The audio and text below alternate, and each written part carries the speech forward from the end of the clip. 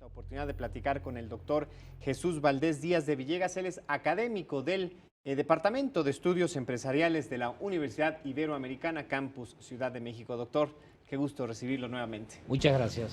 Doctor, hablemos del Tratado de Libre Comercio. Se esperaba, dijo, por lo menos así lo advirtió el presidente de los Estados Unidos, que en su primer día de mandato iba a buscar renegociarlo. Han pasado ya 13 días y no está claro, ni siquiera pareciera que él lo tiene. ¿Qué pasa en ese sentido? Bueno, lo que pasa es que el Tratado de Libre Comercio es sumamente complejo. ¿Por qué? Porque desde que entró en funcionamiento en el año de 1994, esto creó un proceso de codependencia muy fuerte entre los países que forman parte. Y fundamentalmente, y creo que hay que especificar esa codependencia que existe entre México y los Estados Unidos, que es generadora de una cadena de valor. Sí. Entonces, romper esos nexos, a lo mejor jurídicamente los puede hacer fácil. ¿Por qué? Porque jurídicamente sería el dictaminar que quiere salirse del TLC. Eso se lo presenta al Congreso de los Estados Unidos, el Congreso de los Estados Unidos lo aprueba, bueno, si es que lo aprueba, y evidentemente entonces se lo comunicaría al jefe de Estado de Canadá, a los jefes de Estado de México, y se lo comunicaría también a la OMC. Pero eso en el aspecto jurídico. Bien. Pero en el aspecto funcional es algo muy difícil. ¿Por qué? Porque llevaría un periodo de años muy largo poder romper esos nexos de codependencias empresariales que existen. Solo para dimensionar un poco, ¿es cierta esta cifra de que para México significa cada segundo $1 millón de comercio con Estados Unidos? Sí, eso es cierto. Es cierto, $1 millón, pero también Trump, el problema es que Trump está también ignorando una cosa importante. Sí. Él dice que el Tratado de Libre Comercio no ha sido beneficioso para los Estados Unidos y que lo que han sacado ventaja son los mexicanos. Yo creo que en primer lugar habría que decirle al señor Trump, bueno, tú desconoces que con el Tratado de Libre Comercio se abrieron 340 empleos de alta calidad en California, se abrieron 400,000 empleos de alta calidad en Texas, y así si vamos sumando, vamos a ver los beneficios que ha traído el Tratado de Libre Comercio. Pero por otra parte, los productores de grano abastecen los 36 millones de toneladas de maíz que nosotros necesitamos para nuestro consumo interno. Es decir, que hay una serie de factores que se están dejando a un lado y entonces lo que se engrosa es en un proceso de mentira, que es lo característico de este paradigma de política que se llama neonacionalismo, que es una cosa totalmente proteccionista, totalmente que quiere negar la globalización, pero es imposible. Claro, más después justamente de que Estados Unidos fue uno de los grandes enarboladores de este sistema. Doctor, pues hay varias voces que han justamente buscado los mejores caminos para esta renegociación que parece inminente. Y pues se ha sumado la voz de los empresarios que han dicho queremos participar. El gobierno federal ha dicho que en los próximos 90 días escuchará las voces. ¿Es conveniente escuchar a los hombres de negocios de nuestro país?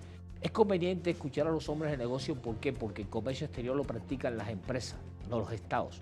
Los estados lo único que hacen es acordar un marco jurídico legal para el funcionamiento del proceso comercial entre las empresas, pero verdaderamente los que practican, los que hacen la práctica de los procesos comerciales, del movimiento de bienes y servicios, son las empresas. Entonces ellos son los que tienen que estar presentes. En una conversación usted y yo, bueno, usted me decía que son principalmente 300 y tantos los empresarios, ¿no? O 300 y tantas empresas las que concentran esta actividad. ¿Cuáles son? ¿Cuántas son? Bueno, ¿cuántas más sí, bien? Porque imposible enumerarlas. De acuerdo a los datos, en México 355 empresas concentran el 78% de los ingresos por concepto de exportación. 355 empresas. Entonces, y estas son empresas grandes. Claro, desde luego, y son justamente también los empresarios que se verían más afectados de pues tener un rompimiento con esta cadena comercial, ¿no? Se vería afectado y le costaría por lo menos un mediano plazo poder reorientar toda esa actividad. Es decir, no es tan fácil como se plantea de que ya podemos hacer negociaciones con Alemania, que no, es un poco más complejo que eso. Ahora, la academia, doctor, la academia es fundamental. ¿Se han acercado a ustedes? ¿Usted está pues al tanto de que los académicos, los estudiosos, los analistas hayan sido consultados lo suficiente para hacer este ejercicio de renegociación? Pues mira, por lo menos en el caso nuestro se ha acercado mucho la prensa, pero así tener contactos con políticos, demás, que nos hayan preguntado sobre cómo mejorar o cómo poder enfocar la negociación, en eso no ha habido ningún tipo de relación. Ahora, esta falta de claridad, esta falta de determinación, es decir, todavía tener el camino incierto, ¿qué podría implicar de aspecto contraproducente? El problema, la incertidumbre, lo que más va a perjudicar a México en lo que es las inversiones que se puedan esperar del resto del mundo. ¿Por qué? Porque lo atractivo para el capital extranjero es precisamente esos 3.300 kilómetros que tenemos de frontera con los Estados Unidos. Entonces sí, y el Tratado de Libre Comercio que tenemos con ellos. Ahora, si todo eso no se sabe cómo va a quedar, si Estados Unidos se va a aislar de ese tratado, si va a contemplar otro aspecto, otro tipo de negociación desde el punto de vista bilateral. Se ha hablado muchas veces de que se va a poner un 20% de impuestos, que eso es no es legal dentro del contexto del Tratado de Libre Comercio, ni puede ser, porque el Tratado de Libre Comercio aclara bien que se disminuirían los aranceles y cualquier otro tipo de impuesto. Entonces ahí no tienes razón ni Paul Ryan, ni el señor Trump, ni nada de eso. Pero mientras ocurre todo eso, entonces hay un proceso de incertidumbre. Y eso hace que los hombres que van a invertir, pues retengan los procesos de inversión. Pues doctor, muchísimas gracias como siempre por ayudarnos a entender estos temas.